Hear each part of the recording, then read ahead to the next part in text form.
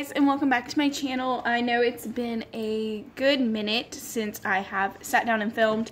I've just been working overnights, my job and life has been a little hectic, but I thought I'd hop on here and do a review on the Sultry palette. I have done a look with it. I will try to link it down below. Probably not. I forget to do all that. So I thought I would go ahead and do a review on this palette. I've been playing around with it for a couple weeks now. So I kind of got my general overall thoughts on the palette pretty much kind of squared away. So this is what this Sultry palette looks like. I ended up accidentally throwing away the box, so I don't have the box that came in, but it looks exactly like the palette. And I'm also going to be comparing it to two other palettes that I kind of feel have some similarities but have their own differences.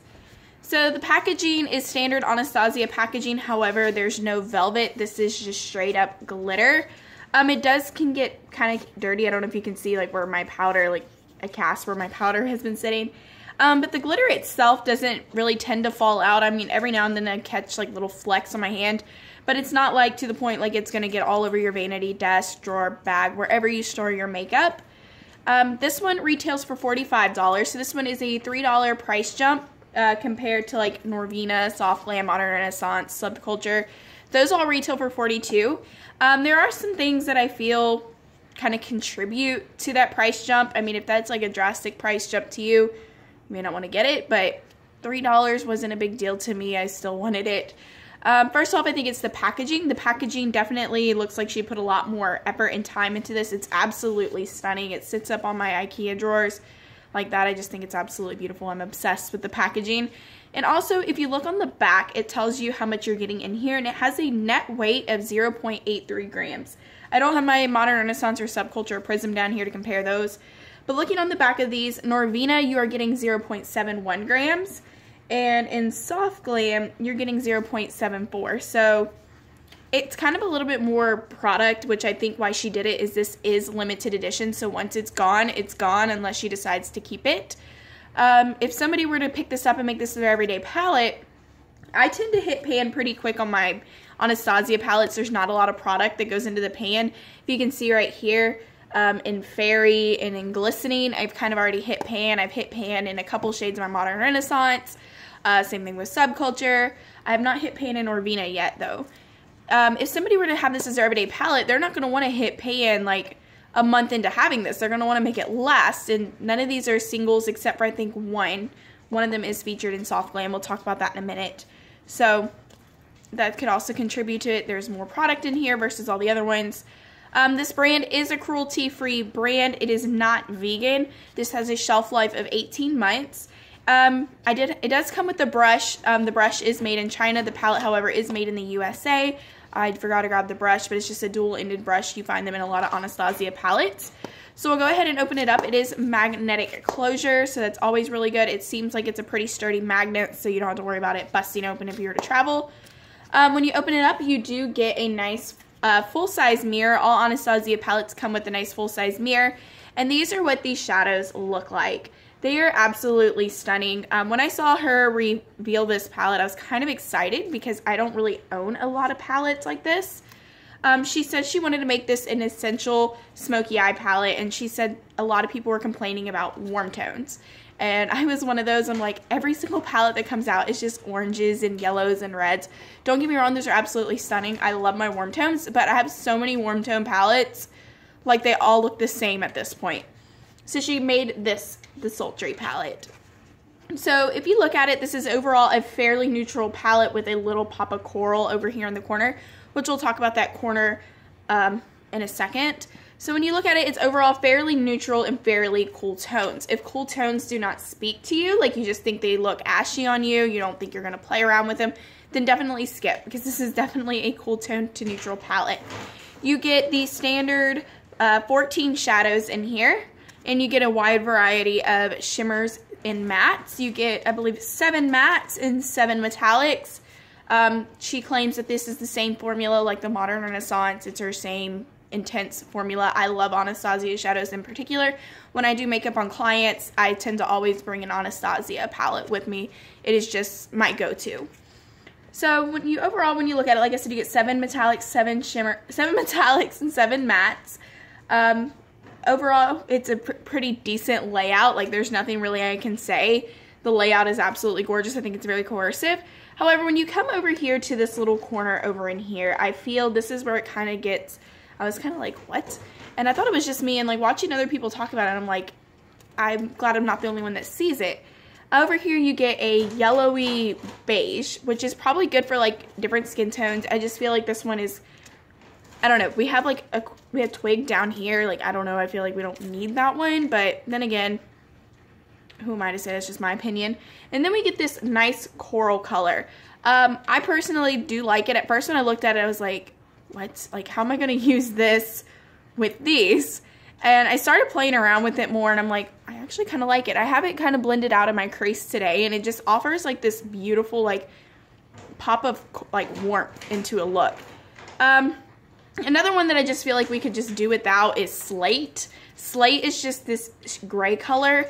To me, I don't typically use gray a lot, and when I do makeup on myself or on clients, gray is just kind of a difficult color to work with. Either some people can pull it off, and some people it can just look kind of ashy. I feel like on deeper complexions, the gray won't really work. In that sense, like it can look ashy. But a lot of people just, I don't play around with gray that much. If I do, it's if I'm doing like a very intense all over black smoky eye and to blend out the edges. The black is amazing. I do like the black in here. But overall, I just feel this corner, some of these shades, I feel like could have either been left out or they could have added a different color. But they're not bad. Like, if you like them, that's great if they work for you. Just me, I just don't feel like I'm reaching for them as much when I do play with this palette. So let's go ahead and jump into swatches. The first one we're going to do, they're just going to be finger swatches. I'm not doing brush swatches today. I'm going to do them on the back of my hand. So we'll go ahead and start swatching. I'm going to do the first 4 shadows up in here.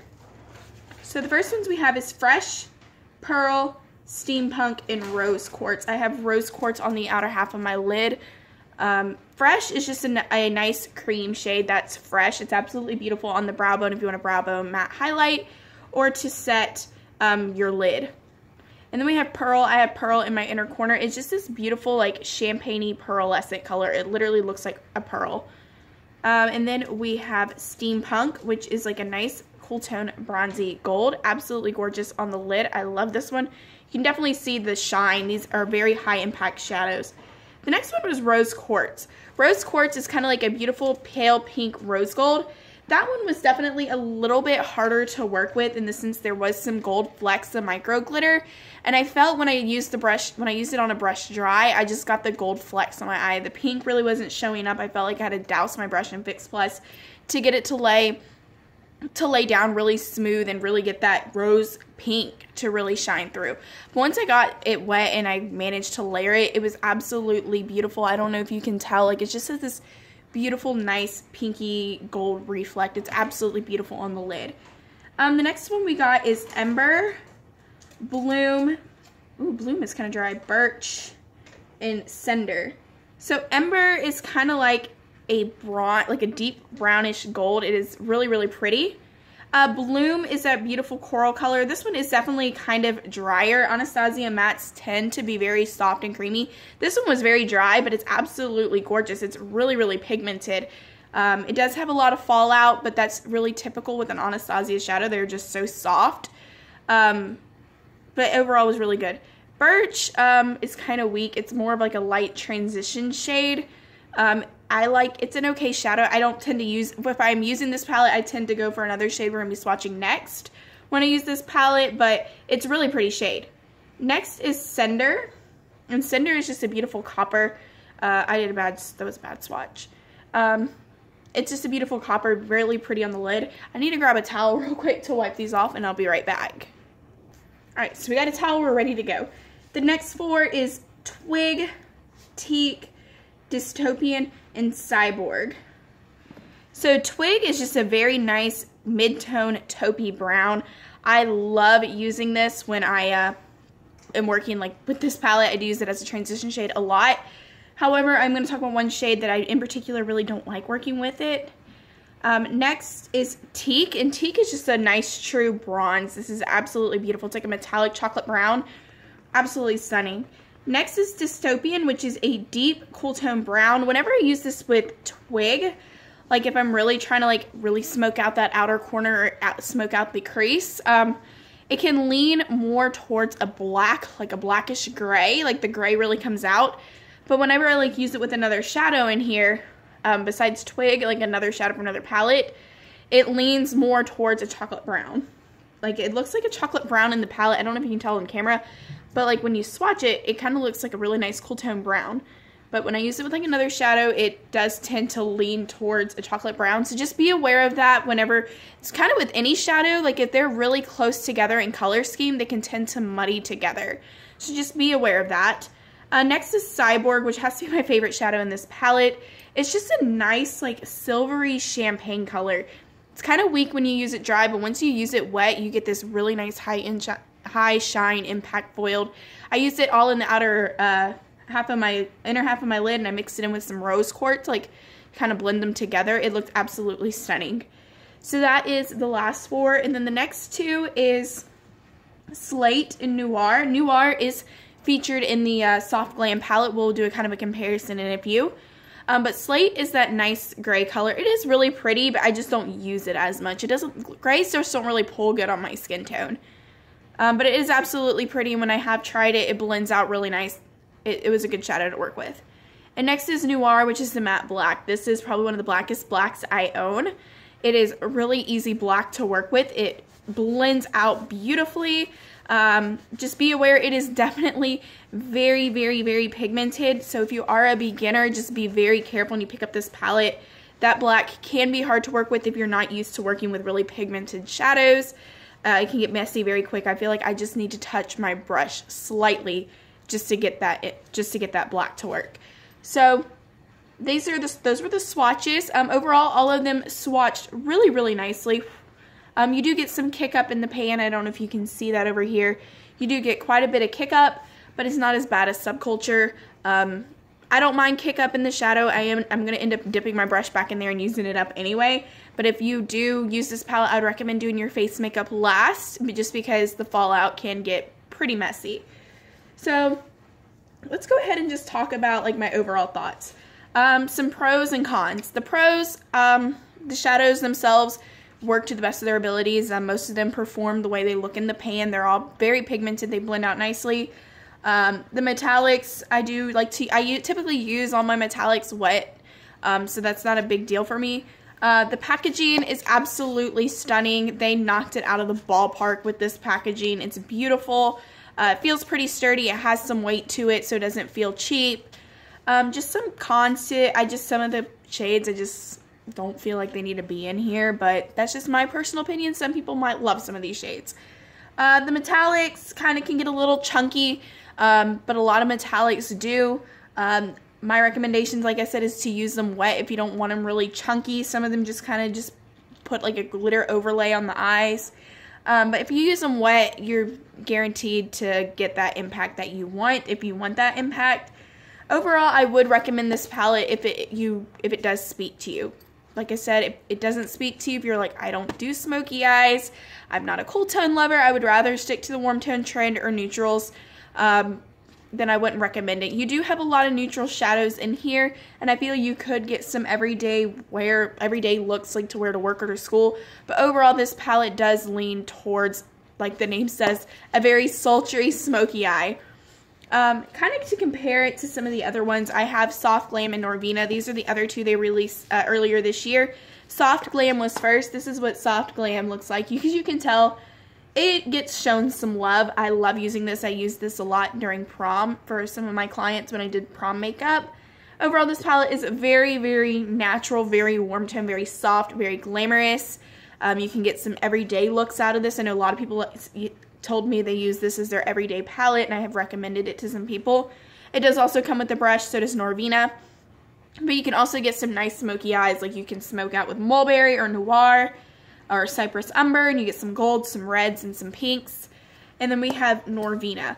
Norvina was very interesting. A lot of people were saying this was the purple palette, which I can see the purple palette. I know a lot of people were complaining there wasn't enough purple. Like we have a metallic purple over here called Celestial, and then we have Soul down here, which is like a purple slash periwinkle. The thing is, though, if Norvina were to put just strictly all purple shadows, you would not be able to get a cohesive look. You wouldn't be able to get a wide variety of looks. She wanted to add some shades that she thought purples paired really well with.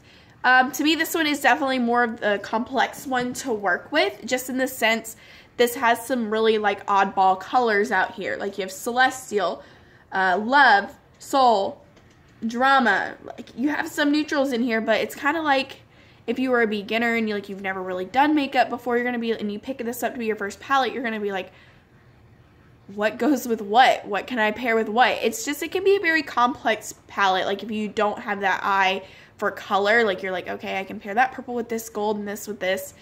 It can be a little bit difficult to work with. I don't typically use this one as much. It's not my most used. I mean, obviously it looks dirty. I'm just very messy when it comes to makeup. Like I get makeup everywhere. But I have used it and I do like the formula on them. Now the metallics in here were definitely very crumbly. It was like, as soon as you dipped your brush in it, they'd come out in chunks and fall over the place. So there's tons of fallout with the metallics in this. But I do like this one. If you're debating on which one you should get, I'm going to kind of do some similarities to see which ones kind of pull similar.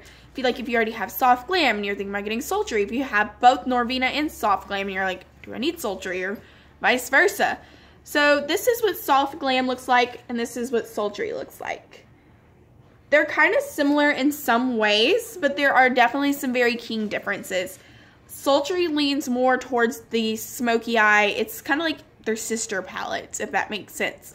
Like they're different, but they're similar in they're kind of in the same family. They're both meant to be very nice going out palettes or everyday palettes, like definitely like very soft glam, sultry. I'm trying to like explain this. Like they're both like going out palettes, but they have their differences.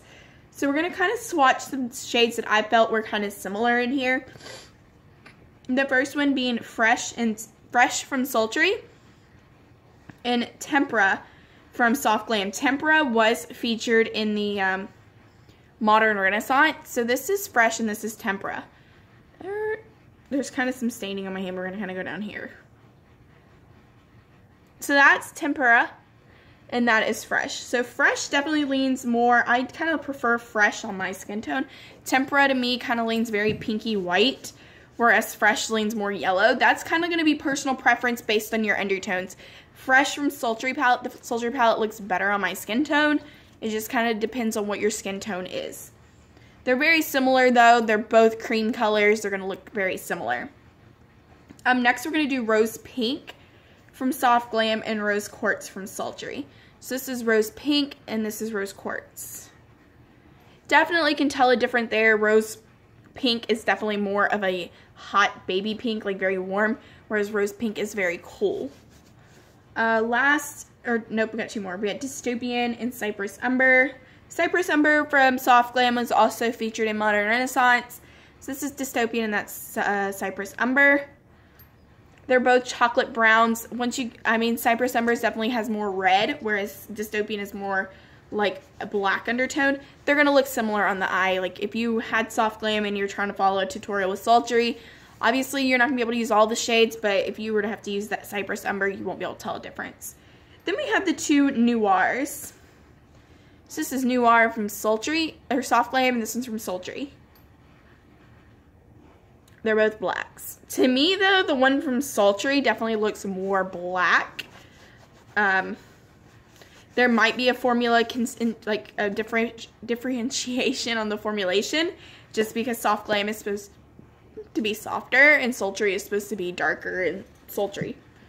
Norvina is just kind of like on its own. There's a couple shades in here that I want to swatch. First one is being Pearl. Or Fresh from Sultry. I cannot speak today. And Base from Norvina. So this is Base from Norvina and this is Fresh from Sultry. So Base from Norvina definitely leans more pinky, yellowy, whereas Fresh is just more of like a neutral. I still prefer Fresh. Soul, if you look close, or Base, I keep saying Soul. I keep looking at this shade over here. It must want me to use it today. Base in Norvina, you won't be able to see it on camera, has some like glitter in it, like a little bit of shimmer, like more of like a satin, but it comes off like a matte. It's really weird. We're going to do Volatile and Twig from Sultry. So this is Volatile from Norvina and this is Twig from Sultry. Volatile is definitely a lot darker. whereas Twig from the Sultry palette is definitely more cool and it's a lot lighter. And those are the only ones I really could find like comparisons in. Or let's do Summer and Steampunk. So this is Summer from Norvina, and this is Steampunk from Sultry. Kind of some differences. I mean, you really can't pick them up on camera. Steampunk is definitely a lot more gold, whereas Summer is more copper. But those are the only like similarities I could find out of these three. Do I think you need all three? No. I feel like it just is based on personal preference. If you're looking for that everyday palette to wear to work, I would go with Soft Glam. I get more everyday looks out of Soft Glam, but if you're wanting, like if I do want to go out and like I have a look on, I know I can reach in here and grab some shades and turn a day look into a night look. If you're looking for just a palette, like you like going out looks a lot, like you wear like smoky eyes every day, or you're just looking for a palette you could have for like date nights, parties, girls' night out, Sultry would be a really good one. You can get some everyday looks out of it, but I feel like the main purpose of this palette is going to be going out looks, like sultry nightlife looks. Like I feel like that's its main purpose, and so you're going to get more of those looks versus everyday looks. Norvina kind of just marches to the beat of her own drum over here. It's definitely a very different palette. If you are looking for a palette to like work, like experiment with to make more complex looks, it would be a really great palette to have. There's tons of purples, pinks, fun colors in here if you're trying to experiment with those. You can get some everyday looks out of here. I love using Summer and then putting a little bit of Incense and Eccentric in my crease. It's absolutely gorgeous. But I feel like if you are looking for that palette where you can make everyday, like just some weird fun looks, Norvina would be great. Overall, in my opinion, I do prefer Soft Glam over Sultry and Norvina. I just feel I get a lot more everyday looks, and I really like bronzies and gold. I love golds and reds when but I am complaining that we have too many warm tone palettes out. I have enough golds and reds to give to the whole world. But I do enjoy working with the Sultry palette as well. I kind of bounce between them too when I do work with my Anastasia palettes, because I try to experiment with cool tones. Like I've never really worked with cool tones, and I feel like this is a great palette if you're looking to start working with cool tones and smoky eyes. It would be a great palette to have. I wouldn't recommend it for beginners just because some of these shades in here, like the blacks, are like full-blown pressed pigment in your face. It could be a little bit complex to work with. But if you have been like playing with makeup and like you're like, I haven't played with cool tones a lot, like I really want a cool tone palette, like a smoky eye palette, this would be a great palette to start with if you're wanting to experiment with. If you've worked with makeup but you're wanting to branch out to cool tones, it'd be a really good palette to have. The blendability is great, pigmentation's great, packaging's great. I highly recommend this palette if you are on the fence about buying it and you feel like you have justification, like you don't have a lot of those shades. So if you're on the fence about buying it, I would buy it. It is currently on the Anastasia Beverly Hills website. It's on Ulta.com. When I checked Sephora, Sephora was bringing up like the Canadian price of it, saying it was like $59, but if you live here in America, it is $45. So definitely check your local Sephora, call your local Sephora, check on Sephora's website, but you can get it on those websites. So yeah, that is my review on the Sultry palette. I hope you enjoyed it. I'm going to try to have some more palettes I got to review.